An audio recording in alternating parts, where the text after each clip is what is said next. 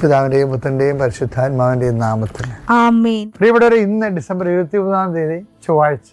അമ്മേ പരിശുദ്ധ അമ്മേ, അമ്മേ പരിശുദ്ധമേ, ദൈവമാതാവേ, കൃപാസനത്തിലൂടെ ഞങ്ങളുടെ ദേശത്തിനും അമ്മ മധ്യസ്ഥം തേടി തന്ന എല്ലാ അനുഗ്രഹങ്ങൾക്കും കൃപകൾക്കും ഞങ്ങളിപ്പോൾ ഹൃദയം നിറഞ്ഞ നന്ദി പറയുന്നു.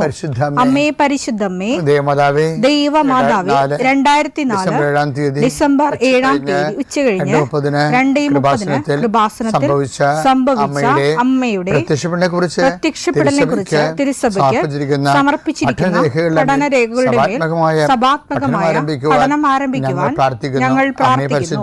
അമ്മേ പരിശുദ്ധമേ, ഭൂസ്വർലോകങ്ങളുടെ രാജ്ഞിയായ അങ്ങേയ്ക്ക് ഭൗമസംരക്ഷണത്തിനായി പ്രപഞ്ചപ്രകൃതിയെ തന്നെ തിരുസഭ പ്രതിഷ്ഠിക്കുവാൻ ഈ പ്രത്യക്ഷീകരണം വഴി ഇടയാക്കണമേ. പരിശുദ്ധമേ, ജപമാല മാതാവേ, സകല കൃപാസനം പ്രാർത്ഥനയോടും ചേർത്ത് ഞങ്ങളിപ്പോൾ പ്രാർത്ഥിക്കുന്ന ഈ കുടുംബത്തിന്റെ പ്രത്യേക നിയോഗം പറ മക്കളെ.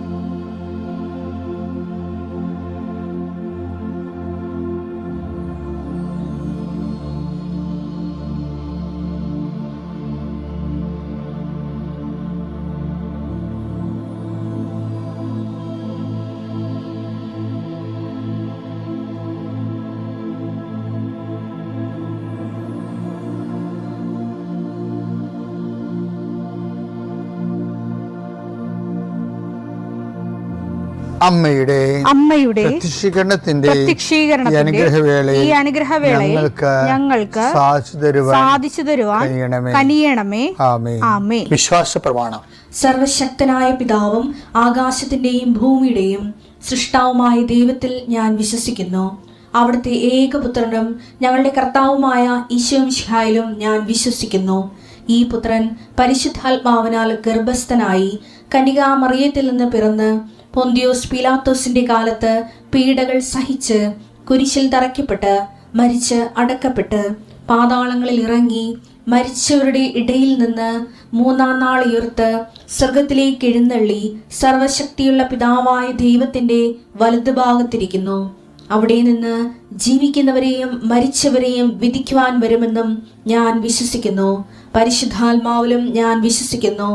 വിശുദ്ധ കത്തോലിക്കാ സഭയിലും പുണ്യവാന്മാരുടെ ഐക്യത്തിലും പാപങ്ങളുടെ മോചനത്തിലും ശരീരത്തിന്റെ ഉയർപ്പിലും നിത്യമായ ജീവിതത്തിലും ഞാൻ വിശ്വസിക്കുന്നു. ആമേൻ.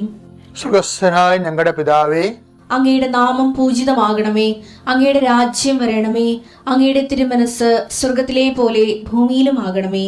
അന്നു വേണ്ടുന്ന ആഹാരം ഇന്ന് ഞങ്ങൾക്ക് തരണമേ.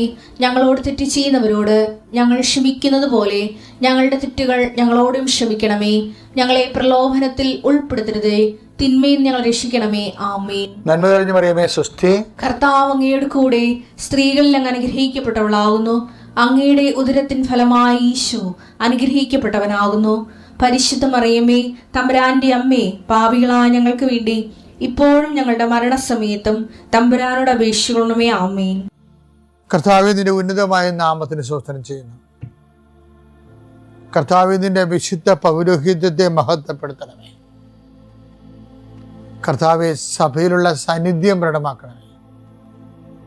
40 വർഷം ഞാൻ അർപ്പിച്ച കൃപാനയുടെ യോഗ്യതയാൽ കൃപാസ്ഥാനത്താറെ ജീവനോടെ പ്രത്യക്ഷപ്പെട്ട പരിശുദ്ധ അമ്മയുടെ മാധ്യസ്ഥത്തിലെ ഞാൻ മക്കളെ ആശീർവദിക്കുന്നു. ഈശോയെ, ഈ പ്രാർത്ഥന ഈ പൈപ്പിൽ വെള്ളം വരുന്നത് പോലെയാണ്. കഞ്ഞി വെക്കണമെങ്കിലും കാപ്പി അനത്തണമെങ്കിലും വെള്ളം കിട്ടണം. അതുപോലെയാണ് കർത്താവ് പലരും ലിവിങ് ബ്രെഡ് കൂടിക്കൊണ്ടിരിക്കുന്നത്. എവിടെയെങ്കിലും യാത്ര ചെയ്യുന്ന മുമ്പ് ഇതൊന്ന് കൂടിയിട്ട് പോണവരുണ്ട് ഈശോയെ.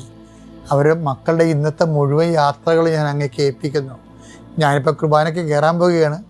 ആ കുർബാനയും ഞാൻ അങ്ങയുടെ ഈ പ്രാർത്ഥന കൂടുന്ന മക്കൾക്ക് വേണ്ടി കാഴ്ചവെക്കുന്നു. അവരുടെ കണ്ണുനീര് ഉപ്പണം കർത്താവെ. അവർ പോകുന്ന ഇടങ്ങളിൽ നീ അവിടെ കൂടെ പോകണം. പലരും ഒറ്റക്കാണ്, പലരും അവർ ഒറ്റക്ക് പോയിട്ട് നടക്കാത്ത പല കാര്യങ്ങൾക്ക് വേണ്ടിയാണ് പോണത്. ഓഫീസിലായാലും കോളേജിലായാലും സ്കൂളിലായാലും പരീക്ഷയ്ക്കായാലും ജോലിക്കായാലും ഇൻ്റർവ്യൂവിനായാലും മറ്റ് റവന്യൂ ആയിട്ടുള്ള കാര്യങ്ങൾക്കായാലും കർത്താവേ, അങ്ങയുടെ മക്കൾ പോകുന്ന ഇടങ്ങളിലെല്ലാം I come with you wherever you go. ലോകത്തെ ആവേശപ്പെടുത്തുന്ന അങ്ങയുടെ അഭിഷേക വചനമാണ്. നീ എവിടെ പോയാലും ഞാൻ നിലകൊണ്ടാകും. കർത്താവെ, ഞങ്ങൾ ആഴമായത് വിശ്വസിച്ചുകൊണ്ട് കർത്താവ് ഈ മക്കൾ നിന്നെയും കൊണ്ടുപോകാൻ ഇടയാക്കണമേ. അമ്മേ പരിശുദ്ധമേ, സമയത്തിൻ്റെ അധികാരി സഞ്ചാരി മാതാവേ, അങ്ങയുടെ മക്കളുടെ കൂടെ സഞ്ചരിക്കണമെന്ന് പ്രാർത്ഥിക്കുന്നു. കടകമ്പോൾ നടത്തുന്നവരെ ഓർത്ത് ഞാൻ വേദനിച്ച് പ്രാർത്ഥിക്കുന്നു. കർത്താവേ, കട പൊട്ടിപ്പോകാൻ പോണവരുണ്ട്, കടം കയറി മുടിഞ്ഞവരുണ്ട്, ജപ്തി നടപടി നേരിടുന്നവരുണ്ട്, മക്കളെ ഓർത്ത് വേദനിക്കുന്നവരുണ്ട്, മക്കൾ തെറ്റായ ബന്ധങ്ങൾ അകപ്പെട്ടു പോയവരുണ്ട്, മക്കൾ പല കാര്യം വിളിച്ചു പറഞ്ഞിട്ട് മാതാപിതാക്കന്മാർക്ക് സഹായിക്കാൻ പറ്റാത്ത രീതിയിലായിട്ടുള്ളവരുണ്ട്. എന്ത് ചെയ്യുന്നറിയാൻ നഷ്ടം ചെയ്യുന്നവരുണ്ട്, കേസകപ്പെട്ടവരുണ്ട്, പിരിഞ്ഞു താമസിക്കുന്നവരുണ്ട്, ഐക്യപ്പെട്ട് ജീവിക്കാൻ ആഗ്രഹിക്കുന്നവരുണ്ട്. കർത്താവ്, അവരെല്ലാം എൻ്റെ കർത്താവിൻ്റെ ഉന്നതമായ നാമത്തിൽ, സഭയുടെ അധികാരത്തിൽ, കുരിശിൻ്റെ അടയാളത്തിൽ ദൈവശക്തിയായി ഞാൻ ആശീർവദിക്കുന്നു. കർത്താവെ, മക്കളില്ലാത്തവരുടെ സംഘടന നീ കാണുന്നത് കർത്താവെ. കർത്താവെ, പിരിഞ്ഞു താമസിക്കുന്നവരുടെ, ഒറ്റപ്പെട്ട് ജീവിക്കുന്നവരുടെയും കർത്താവെ, പലരെയും വിളിച്ചുകൊണ്ട് പോകേണ്ടി വരും കർത്താവെ. അവരെ വിളിച്ചുകൊണ്ട് പോകാൻ ഇടയാക്കണ ഈശോയെ. അവർ ജീവിത പങ്കാളി അവരെ നിരാകരിച്ച ജീവിത പങ്കാളികൾക്ക് മനസ്സാന്തം ഉണ്ടായി അവരെ ഒന്ന് വിളിച്ചുകൊണ്ട് പോകാനോ ഫോൺ വിളിക്കാനോ കർത്താവെ ഇടയാക്കണമെന്ന് പ്രാർത്ഥിക്കുന്നു. ഈശോ, ഒന്നും അസാധ്യമില്ലാത്തവനെ, അങ്ങനെ ഒരു നിമിഷത്തെ അഭിഷേകം കിട്ടിയാൽ അങ്ങയുടെ മക്കളെല്ലാം ഐക്യപ്പെട്ട് സ്നേഹപ്പെട്ടുള്ള ഈശോയെ, ഏതെല്ലാം മേഖലകളിലാണ് നിങ്ങൾ വിഷമിക്കുന്നത്, ഏതെല്ലാം വ്യക്തികളെ ഓർത്താണ് നിങ്ങൾ സങ്കടപ്പെടുന്നത്, ഏതെല്ലാം വിഷയം ഓർത്താണ് നിങ്ങൾ സംഭ്രമിക്കപ്പെടുന്നത്, ഭയപ്പെടേണ്ട, ഞാൻ നിൻ്റെ കൂടെ ഉണ്ടാകുന്ന അളിച്ചത് കർത്താവ് ഈ കുരിശിൻ്റെ ശക്തിയാൽ, എൻ്റെ പൗരോഹിത്യത്തിൽ 40 വർഷത്തെ കർത്താവിൻ്റെ ശുശ്രൂഷയുടെ യോഗ്യതയാൽ, സർവോപരി കൃപാസ്ഥാനത്താരെ ജീവനുടെ പ്രത്യക്ഷയുടെ മാതാവിൻ്റെ മധ്യസ്ഥ നടന്ന ലക്ഷക്കണക്കിന് പ്രാർത്ഥനകളുടെ ശക്തിയാൽ, പിതാവിൻ്റെയും പുത്രൻ്റെയും പരിശുദ്ധനാമത്തിൽ നിങ്ങളുടെ ഇന്നത്തെ ദിവസത്തെ ഈശോ തലങ്ങും വിലങ്ങും ആശീർവദിക്കട്ടെ. പ്രിയപ്പെട്ടവരെ, ഇന്ന് ഡിസംബർ 23-ാം തീയതി ഞാൻ കർത്താവിനിക്ക് തിരുപ്പട്ടം നൽകിയ ദിവസമാണ്. നിങ്ങളെ എനിക്ക് വേണ്ടി പ്രാർത്ഥിക്കണം. 40 വർഷം തികയാണ് ഇന്ന്. ഇന്നത്തെ കുർബാനയിലും പ്രാർത്ഥനകളിലുമൊക്കെ എന്നെ ഓർക്കണമെന്ന് പ്രത്യേകം ഓർപ്പിക്കുന്നു. എൻ്റെ പ്രിയപ്പെട്ടവരെ, ഇത് നമ്മൾ ഇന്നലെ കണ്ടതിൻ്റെ ബാക്കിയാണ്. അതായത് പ്രതിഫല, ഞാൻ പറഞ്ഞില്ലേ, ദൈവമായിട്ട് ഒരു ആത്മബന്ധത്തിലെ അനുദിനം പുരോഗമിക്കുന്നതിന് നമ്മൾ സഹായിക്കുന്ന ഒരു ടിപ്പാണ് പ്രതിഫലം പ്രതീക്ഷിക്കാതെ. ലൂക്ക 6:35. തിരിച്ചു കിട്ടുമെന്ന് പ്രതീക്ഷിക്കാതെ മറ്റുള്ളവർക്ക് നന്മ ചെയ്യുകയും വായ്പ കൊടുക്കുകയും ചെയ്യുവിൻ. അപ്പോൾ നിങ്ങളുടെ പ്രതിഫലം വലുതായിരിക്കും. നിങ്ങൾ അത്യുന്നതന്റെ പുത്രന്മാരായിരിക്കുകയും ചെയ്യും. ഈ പ്രതിഫലം വലുതായിരിക്കും എന്ന് പറഞ്ഞല്ലേ, ആ പ്രതിഫലത്തെ കുറിച്ച് മത്തായി ശ്ലീഹ പറയുന്നുണ്ട്. മത്തായി 5:11-12. എന്നെ പ്രതി മനുഷ്യർ നിങ്ങളെ അവഹേളിക്കുകയും പീഡിപ്പിക്കുകയും എല്ലാവിധ തിന്മകളും നിങ്ങൾക്കെതിരെ വ്യാജമായി പറയുകയും ചെയ്യുമ്പോൾ നിങ്ങൾ ഭാഗ്യവാന്മാർ. നിങ്ങൾ ആനന്ദിച്ചാഹ്ലാദിക്കുവിൻ. സ്വർഗത്തിൽ നിങ്ങളുടെ പ്രതിഫലം വലുതായിരിക്കും. അപ്പോൾ തിരിച്ചു കിട്ടുമെന്ന് നേരത്തെ നമ്മൾ കണ്ടത് എന്താണ്? തിരിച്ചു കിട്ടുമെന്ന് പ്രതീക്ഷിക്കാതെ നന്മ ചെയ്യുക, നിങ്ങളുടെ പ്രതിഫലം വലുതായിരിക്കും. ആ പ്രതിഫലം എവിടെയാണ്?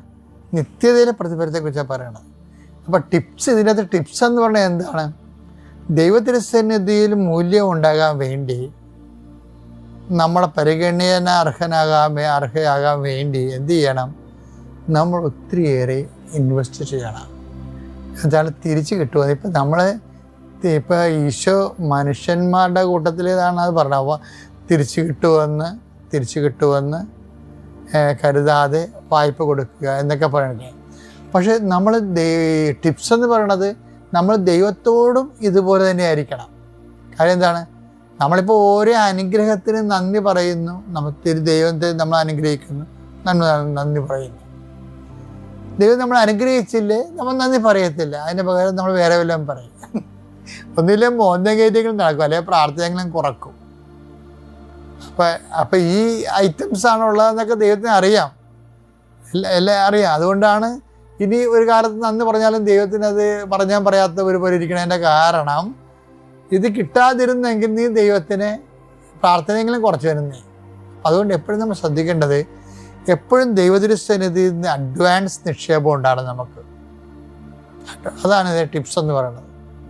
അഡ്വാൻസ് സൽപ്രവൃത്തികളായാലും ശരി, പ്രാർത്ഥനാ ജീവിതമായാലും ശരി, സുവിശേഷ കൈമാറ്റമായാലും ശരി, ഒന്നും പ്രതീക്ഷിക്കാതെ.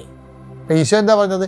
നിങ്ങൾ ഒന്നും പ്രതീക്ഷിക്കാതെ തിരിച്ചു കിട്ടുമെന്ന് ഓർക്കാതെ നന്മ ചെയ്യാൻ പറഞ്ഞു. അത് മനുഷ്യരോട് ചെയ്യാൻ പറഞ്ഞെങ്കിൽ അതേ അപ്പോൾ ദൈവത്തിൻ്റെ മനസ്സിരിപ്പ് വ്യക്തമായില്ലേ? അതേ രീതി തന്നെ നമ്മൾ ദൈവത്തോടും ചെയ്യണം. ദൈവത്തിൽ നിന്ന് ഒന്നും പ്രതീക്ഷിക്കാതെ ദൈവത്തിന് വേണ്ടി ജീവിക്കണം. എന്നാൽ നിങ്ങൾ മൂല്യമുള്ളവരാകുകയും ചെയ്യും. ദൈവം നിങ്ങളെ പരിഗണിക്കുകയും ചെയ്യും, നിങ്ങളുടെ പ്രാർത്ഥനകളെ.